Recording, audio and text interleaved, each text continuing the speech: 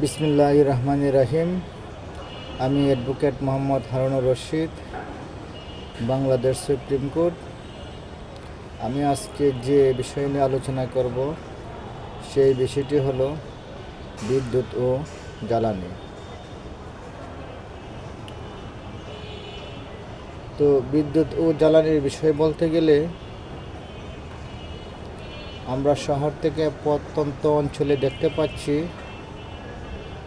যে বিদ্যুতের লোডশেডিং প্রখর থেকে প্রখর আকারে ধারণ করছে। এতে করে শহরের লোকজন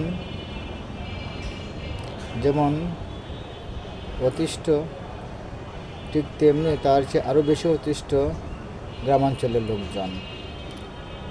গ্রামাঞ্চলে বিশেষ করে পল্লী বিদ্যুতের সমস্যায় মানুষ এখন জর্জরিত। বিদ্যুৎ যে কখন আসে এবং কখন যায় তার কোনো ঠিক ঠিকানা নাই।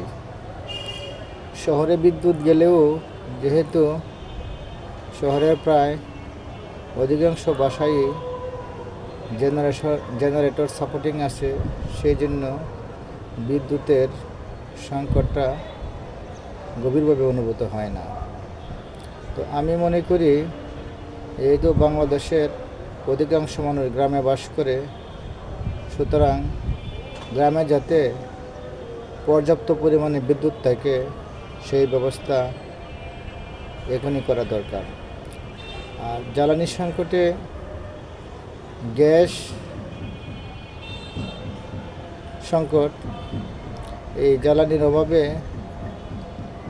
যেমন শিল্প কারখানা উৎপাদন ব্যাহত হচ্ছে, ঠিক তেমনি বাসাবাড়িতেও রান্নাবান্নার সমস্যা হচ্ছে। তো আমি মনে করি অতি দ্রুত বিদ্যুৎ এবং জ্বালানি এই দুইটি সমস্যা সরকারকে সমাধান করতে হবে।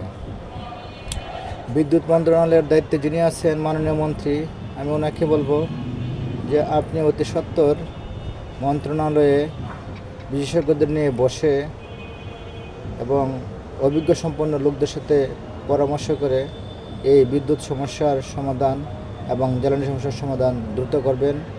তাতে সরকারের মঙ্গল, জনগণের মঙ্গল, সবারই মঙ্গল।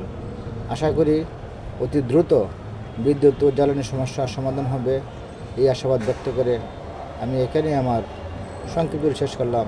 খুদা হাফেজ, সকলকে ধন্যবাদ।